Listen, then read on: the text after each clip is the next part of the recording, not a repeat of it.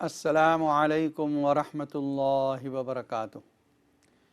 الحمد للہ الذی نزل الفرقان علی عبدہ لیکون للعالمین نذیرا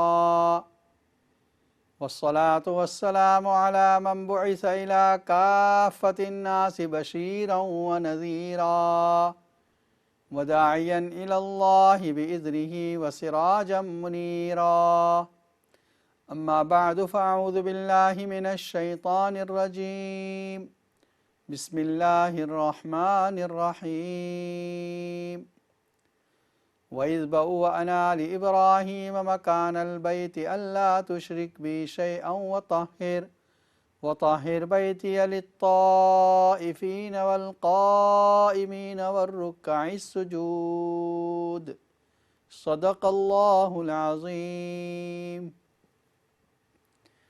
ناظرین کرام، اس وقت آپ دیکھ رہے ہیں اقرا ٹی وی پر لائیو شان رمضان کا پروگرام۔ یہ پروگرام روزانہ اسی وقت نشر کیا جاتا ہے، اور اس خصوصی نشریات میں ایک خصوصی بات یہ بھی ہے کہ آپ کے لیے لائیو کالوں کا سلسلہ جاری رکھا جاتا ہے۔ اگر آپ کے ذہن میں کوئی سوال، کوئی کویشچن ہے تو آپ بھی اسٹوڈیو کے اس نمبر پر فون کر کے معلوم کر سکتے ہیں جو آپ اسکرین پر دیکھ رہے ہیں۔ ترتیب اس کی یہ ہے اس پروگرام کی کہ پہلے کسی موضوع پر گفتگو ہوتی ہے اور پھر آپ کے لیے لائیو کالوں کا سلسلہ جاری کیا جاتا ہے، جو ہم کنٹینیو کئی دنوں سے مسلسل جو گفتگو کر رہے ہیں وہ عمرہ اور حج کے بارے میں ہے۔ عمرے کا طریقہ پورا بیان کیا جا چکا، اور حج کے دن شروع ہو چکے ہیں، جس میں دوسرا دن ہم بات کر رہے ہیں، اسی پر بات ہو رہی ہے، دوسرے دن پر۔ پہلا دن اسلامی تاریخ یاد رکھیں، 8 ذی الحج یہ پہلا دن ہے جب مکہ سے مینا کی طرف روانہ ہوتے ہیں اور مینا میں قیام کرتے ہیں، اور کوئی خاص عمل نہیں ہے اس دن۔ اس دن کو یوم الترویہ کہتے ہیں۔ ظہر، عصر، مغرب، عشاء کی نماز مینا میں ادا کی جاتی ہے۔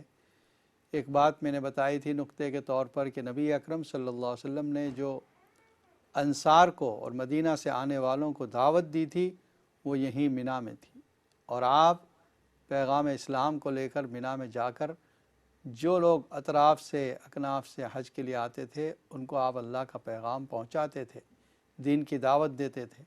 تو کم از کم ہم اپنے ساتھیوں میں کوئی اسلامی پیغام، کوئی اسلامی تعلیم، یا کم از کم حج کے ارکان سیکھنے سکھانے کے بارے میں کچھ باتیں کر لیں، کچھ تعلیم ہو جائے، کچھ سیکھنا سکھانا ہو جائے، تاکہ اس عمل سے جو نبی اکرم صلی اللہ علیہ وسلم مینا میں کرتے تھے کچھ مناسبت ہو جائے۔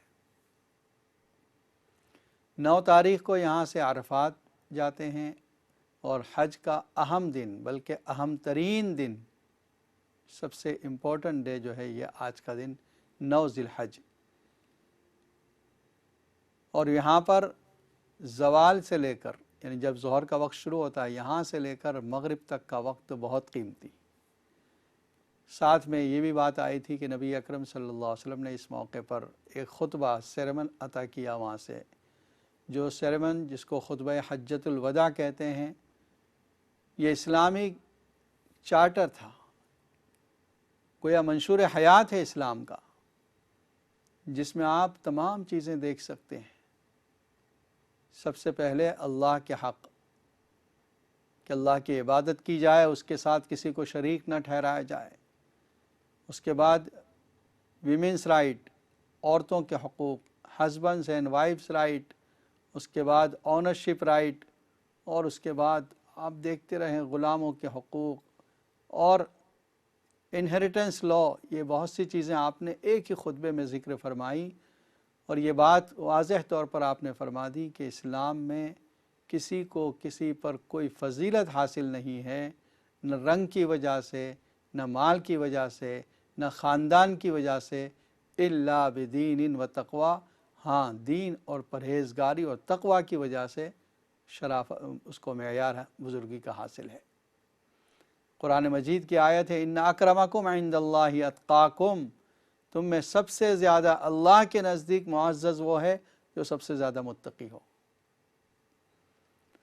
اور یہ بات بھی یاد رکھیں، ایک خطبہ جس کو ہم حجۃ الوداع کا خطبہ کہتے ہیں، اس کے علاوہ بھی آپ نے خطبے دیے ہیں، لیکن یہ خطبہ جو 9 تاریخ کو جبل رحمت کے پاس سے دیا گیا، یہ خطبہ اصل خطبہ کہلاتا ہے، جس کو حجۃ الوداع کا خطبہ کہتے ہیں۔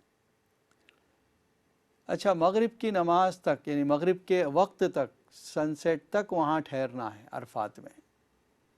حاجی اس وقت میں زوال سے لے کر ظہر کی نماز اور عصر کی نماز اور زیادہ وقت دعاؤں میں گزارے۔ یوں سمجھ لیں کہ اللہ نے زندگی میں آج مانگنے کا دن دیا ہے، جتنا ہو سکے دعا کرتے رہیں، آج کا وقت غفلت میں نہ گزرے۔ اس کے بعد جیسے ہی غروب آفتاب ہو جائے، ابھی نماز نہیں پڑھنی ہے۔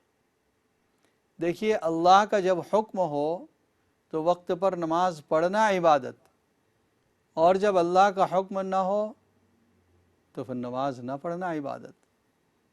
تو آج 9 تاریخ کو عرفات میں رہنے والے حاجی نماز مغرب کو مغرب کے بعد، غروب آفتاب کے بعد نہیں پڑھتے، بلکہ آج پڑھیں گے مزدلفہ جانے کے بعد، چاہے وہ رات کے 12 بجے پہنچے چاہے 2 بجے پہنچے۔ اس کا مطلب عبادت نام ہے اللہ کے حکم کے ماننے کا، اور وہ بھی رسول اکرم صلی اللہ علیہ وسلم کے طریقے کے مطابق۔ اگر اپنے طریقے کے مطابق کوئی کرنا چاہے تو وہ بھی عبادت نہیں بنے گی۔ جس طریقے کے مطابق نبی اکرم صلی اللہ علیہ وسلم نے بتایا وہ عمل، وہی عبادت بنے گا۔ حدیث میں ہے، نبی اکرم صلی اللہ علیہ وسلم کا حج حضرت جابر ابن عبداللہ رضی اللہ تعالیٰ عنہ نے روایت کیا ہے، فرماتے ہیں جب یہاں سے ہم نکلے ہیں مزدلفہ سے، درمیان میں کہا گیا یا رسول اللہ مغرب کا نماز، فرمایا امامکم، آگے جا کر پڑھیں گے۔ یعنی جب مزدلفہ پہنچے وہاں تک آپ نے نماز نہیں پڑھی، حالانکہ جو آپ کا معمول کے مطابق جو ٹائم تھا، نارمل ٹائم، وہ گزر رہا تھا، کیونکہ غروب آفتاب کے بعد عرفات سے نکلنا ہے۔ مزدلفہ آنے کے بعد مغرب کی نماز ادا کی جائے گی، چاہے کتنی ہی دیر ہو جائے، اور پھر یہ 2 نمازیں کون سی؟ مغرب اور عشاء کی نماز کو جمع کریں گے، اور یہ عشاء کے وقت میں جمع ہو۔ یہ بات بھی یاد رہے، اگر کوئی جلدی پہنچ گیا کہ جیسے ہی غروب آفتاب ہوا، عرفات سے نکلا اور فوراً مزدلفہ پہنچ گیا، اور ابھی مغرب کا وقت باقی ہے، تو ابھی مغرب کی نماز نہ پڑھی جائے، جب عشاء کا وقت آ جائے گا تب 2 نمازوں کو جمع کر کے پڑھنی ہے۔ گویا آج کے دن 9 تاریخ ذی الحج کی، حاجی مغرب کی نماز کو عشاء کے وقت ہی میں پڑھے گا۔ مغرب اور عشاء کی نماز کو ایک ساتھ ادا کی جائے گی۔ اس کے بعد مزدلفہ سے ایک کام اور کرنا ہے، 70 پیبلز آپ کو جمع کر لینے ہیں، کنکریاں، چھوٹی چھوٹی کنکریاں، چنے کے دانے سے تھوڑی بڑی یا اس کی سائز کی، بس بہت زیادہ بڑی نہ ہو، پتھر نہ ہو۔ 70 احتیاطاً جمع کرتے ہیں، ہو سکتا ہے آپ کو 49 کی ضرورت پڑے، اور اکثر حاجیوں کو 49 کی ضرورت پڑتی ہے، لیکن اگر آپ ٹھہر گئے اور 13ویں تاریخ کو رمی کرنا پڑی تو پھر آپ کہاں سے لائیں گے؟ اس لیے احتیاطاً 70 کنکری کو۔ اچھا، یہ کنکریاں سب پاک ہیں، بعض لوگ اہتمام سے اس کو دھوتے ہیں، کرتے ہیں، اس کی ضرورت نہیں۔ کنکریاں ہیں، کنکریاں مارنا یہ عمل ہے، اس میں طہارت، کنکری کی طہارت ضروری نہیں۔ اچھا، آج کی رات بڑی قیمتی رات ہے۔ بعض بزرگ فرماتے ہیں مزدلفہ کی رات تو شب قدر کی رات سے افضل ہے۔ نبی اکرم صلی اللہ علیہ وسلم نے فرمایا میں نے عرفات میں دعائیں مانگی، ان میں سے بعض دعائیں قبول ہونے سے رہ گئیں، اللہ نے مزدلفہ میں قبول فرمائیں۔ اس لیے اگرچہ کل کا دن بزیسٹ ڈے ہے، 10 تاریخ مشغول ترین دن ہوگا کل حاجی کے لیے، تھوڑا آرام بھی کرنا ہے، لیکن عبادت ضرور کر لے۔ تو تہجد کی نماز ضرور پڑھ لے، کچھ نوافل، کچھ ذکر، کچھ تلاوت ضرور کر لے اس رات میں۔ نبی اکرم صلی اللہ علیہ وسلم نے اسی رات کی صبح میں دیکھا، آپ کو دیکھا کہ آپ مسکرا رہے ہیں، تو پوچھا یا رسول اللہ آپ کیوں مسکرائے؟ فرمایا میں نے شیطان کو دیکھا، وہ اپنے سر پر مٹی ڈالتا ہوا افسوس کرتا ہوا بھاگ رہا تھا کہ میں نے جن لوگوں سے زندگی بھر گناہ کروائے اللہ نے سب کو معاف کر دیا۔ تو یہ معافی کی رات ہے، مزدلفہ کی رات۔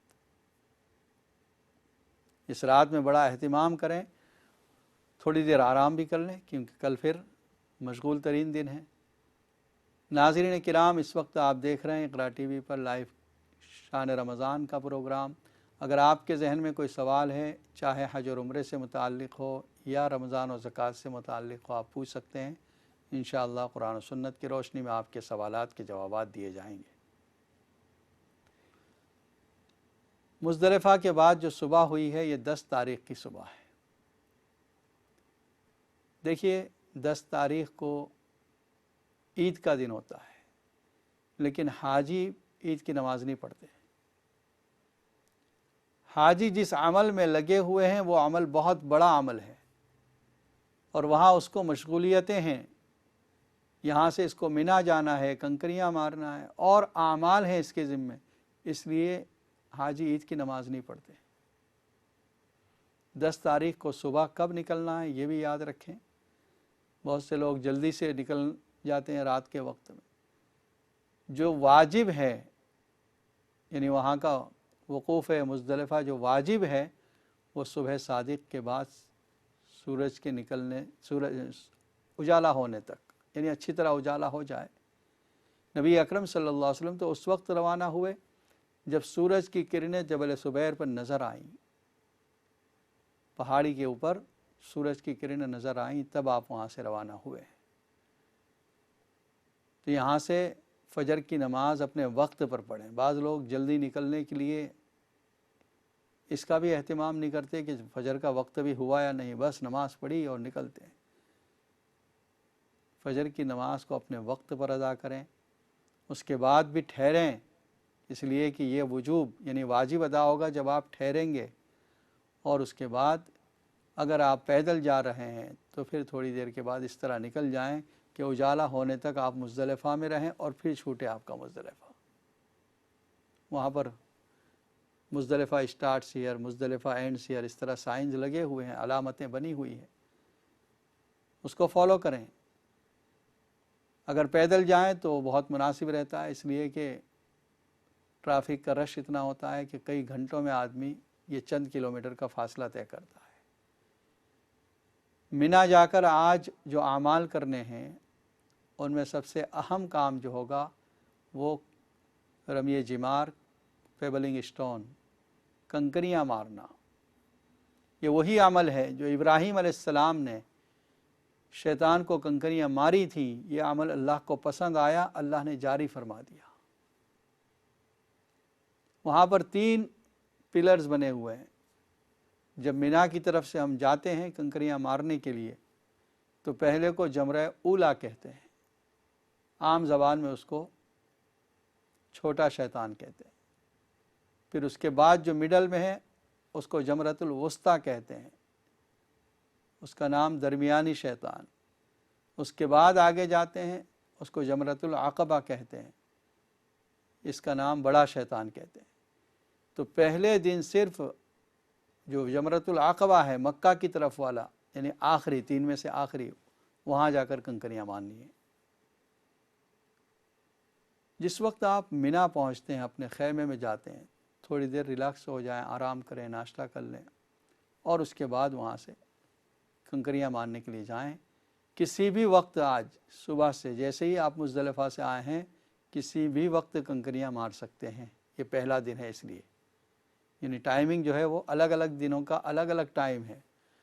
تو پہلے دن کا ٹائم جیسے ہی آپ مزدلفہ سے مینا آئے بس کنکریاں مار سکتے ہیں۔ حتیٰ کہ بعض افراد سیدھے مزدلفہ سے جب نکلتے ہیں تو سیدھے کنکریاں مارنے پہنچ جاتے ہیں، یہ بھی جائز ہے۔ 7 کنکریاں مارنی ہے۔ اچھا، یہ یاد رکھیں کہ جو آپ نے احرام باندھا تھا 8 تاریخ کو اور لبیک آپ نے شروع کی تھی، ابھی وہ لبیک پڑھ رہے ہیں آپ، مینا میں آپ نے پڑھی، عرفات میں پڑھی، مزدلفہ میں پڑھی، اور اب مینا آتے ہوئے پڑھ رہے ہیں۔ مینا سے جا کر آپ یہاں تک جب کنکریاں مارنے آئیں گے اور پہلا کنکر آپ جب ماریں گے وہاں پر اسٹاپ ہو جائے گا۔ 7 کنکریاں ہیں، احتیاطاً 1-2 زیادہ لے لیں تاکہ اگر کبھی کوئی کنکری مس ہو جائے تو ایک آپ کے پاس ایکسٹرا بھی ہو۔ کنکریاں مارتے وقت نبی اکرم صلی اللہ علیہ وسلم نے جس انداز میں کنکریاں ماری ہیں وہ بھی ریکارڈڈ ہے۔ فرمایا حضرت جابر ابن عبداللہ رضی اللہ تعالیٰ عنہ نے کہ آپ جمرہ کی اس طرف کھڑے رہے کہ مکہ آپ کے لیفٹ میں تھا اور منی آپ کے رائٹ میں، اور سامنے جمرۃ العقبہ۔ پہلے 2 جمرات کو چھوڑ دیا، تیسرے جمرہ جو مکہ کی سمت والا ہے وہاں پر جا کر مکہ کو لیفٹ میں رکھا آپ نے اور منی کو رائٹ میں، اور کنکریاں ماری ہیں۔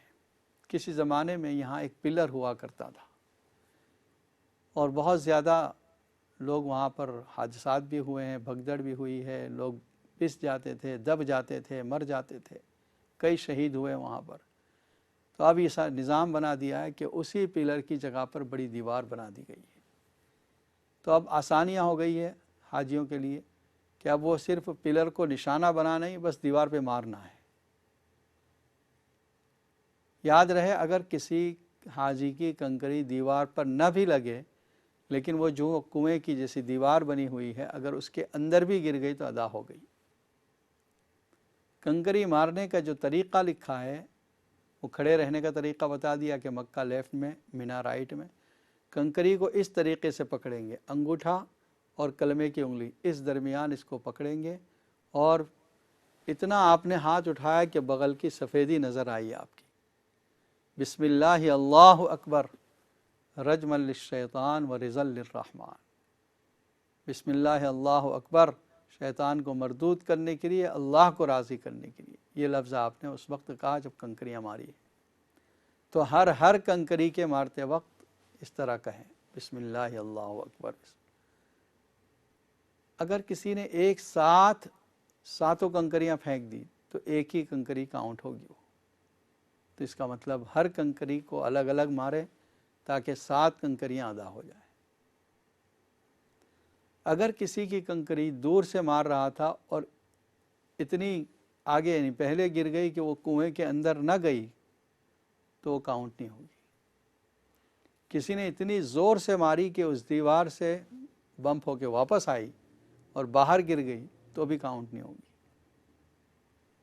اگر سائیڈ پہ تھا کنارے پر اور اس طرح کنکری ماری کہ اس دیوار سے سائیڈ سے نکل گئی کترا کر، یہ بھی کاؤنٹ نہیں ہوگی۔ چاہے کنویں کے اندر گر جائے کاؤنٹ ہو جائے گی، دیوار پر لگے یا نہ لگے کاؤنٹ ہو جائے گی، لیکن اس کے اندر گرنا شرط ہے۔ 7 کنکریاں ماری، آپ کا ایک عمل یہاں ختم ہوا، کون سا؟ لبیک کا عمل ختم ہو گیا، اور آج کے دن کا ایک بڑا عمل آپ نے کر لیا۔ اس کے بعد جو دوسرا عمل ہے وہ آپ کی طرف سے قربانی ادا کی جائے گی، اگر آپ نے حج قران کیا ہے یا حج تمتع کیا ہے۔ یہ قربانی واجب ہے، اور یہ قربانی اسی ترتیب سے ہوگی، یعنی پہلے آپ کنکریاں ماریں گے، اس کے بعد قربانی کی جائے گی، اور جب قربانی ادا ہو جائے اس کے بعد آپ حلق کرائیں گے، بال کاٹیں گے۔ یہ جو 3 کام ہیں ان کو ترتیب سے کرنا ضروری ہے۔ اگرچہ نبی اکرم صلی اللہ علیہ وسلم سے صحابہ کرام نے اس وقت جو سوالات کیے حجۃ الوداع میں، یا رسول اللہ میں نے یہ عمل پہلے کر لیا، یہ عمل بعد میں کیا، آپ نے کہا افعل ولا حرج، it is okay, it is fine. لیکن نبی اکرم صلی اللہ علیہ وسلم کا جو عمل تھا وہ یہ تھا، اس لیے امام ابو حنیفہ رحمۃ اللہ علیہ فرماتے ہیں چونکہ اس وقت شریعت احکام دے رہی ہے اور نبی اکرم صلی اللہ علیہ وسلم کا عمل جو ہم اس کو دیکھتے ہیں تو یہ ترتیب سے ہے، اس لیے اسی ترتیب سے کرنا واجب ہے۔ اس ترتیب کو یاد رکھنے کے لیے انگلش کا ایک لفظ یاد رکھے، پاس، PASS، پاس۔ پی سے پیبلنگ اسٹون، کہ آپ کنکریاں ماریں، یہ پہلا عمل ہے۔ اس کے بعد AS جو ہے اینیمل سلوٹرنگ، یہ دوسرا عمل ہے، اور جو آخری ایس ہے اس سے شیونگ ہیڈ، سر کا منڈانا۔ تو پاس ہو کر اگر ترتیب سے کیا تو آپ پاس ہو گئے، یہ ترتیب ضروری ہے۔ بہت سے حاجی اس پہ غفلت کرتے ہیں اور پھر وہ بال کٹا لیتے ہیں۔ امام ابو حنیفہ رحمۃ اللہ علیہ کے نزدیک اگر ترتیب چھوٹ گئی تو ایک دم واجب ہوگا۔ اچھا، یہ اعمال 3 ایک ہی دن ہوں گے، یعنی 10 تاریخ کو ہوں گے، لیکن اگر آپ کی قربانی 10 تاریخ میں نہیں ہو سکی کسی وجہ سے بھی، جہاں آپ نے جانور لیا تھا وہاں قربانی کا نظم نہیں ہو سکا، بہت زیادہ جانور تھے قربانی کے، آپ کا نمبر نہیں آیا، اب دوسرے دن قربانی ہوگی آپ کی، تو پھر اس کا مطلب آپ ابھی بال نہیں کٹا سکتے، آپ دوسرے دن بال کٹائیں گے جب قربانی ہو جائے گی، تبھی وہ عمل آپ کا ہو گیا ہے۔ کون سا؟ کنکریاں مارنے والا عمل ہو گیا، قربانی باقی ہے، جب قربانی ہوگی تب بال کاٹیں گے آپ۔ یہ عمل اسی ترتیب سے۔ چوتھا ایک عمل جو ضروری ہے وہ ہے طواف زیارت کا عمل ہے، لیکن طواف زیارت میں یہ ہے کہ آپ 10 تاریخ، 11 تاریخ، 12 تاریخ کسی دن بھی کریں، اس میں کوئی ترتیب نہیں، یعنی یہ چاہے کنکریاں مارنے سے پہلے کریں، قربانی سے پہلے کریں، اس میں کوئی ترتیب نہیں ہے، بس طواف زیارت کی ادا کرنے یہ ضروری ہے۔ ناظرین کرام، اس وقت آپ دیکھ رہے ہیں اقرا ٹی وی پر لائیو شان رمضان کا پروگرام، اور آج جو گفتگو چل رہی ہے حج کی ترتیب اور حج کے دنوں کے متعلق گفتگو ہو رہی ہے۔ اگر آپ کے ذہن میں کوئی سوال ہے تو آپ بھی اسٹوڈیو کے نمبر پر فون کر کے معلوم کر سکتے ہیں، انشاءاللہ قرآن و سنت کی روشنی میں آپ کے سوالات کے جوابات دیے جائیں گے۔ اور جو آپ دیکھ رہے ہیں ابھی اس وقت بریک کا وقت ہوا چاہتا ہے، بریک کے بعد بھی یہ گفتگو جاری رہے گی، اور یہ گفتگو اس لیے ہم نے منتخب کی ہے کہ چونکہ بہت سے لوگ عمرہ اور حج کے لیے جانے والے ہیں، بلکہ بہت سے لوگ عمرے کے لیے جا بھی چکے ہیں اور حج کا ارادہ کیے ہوئے ہیں، تو ان کے لیے آسانی ہو جائے۔ انشاءاللہ بریک کے بعد پھر ملاقات ہوگی۔ السلام علیکم ورحمۃ اللہ وبرکاتہ۔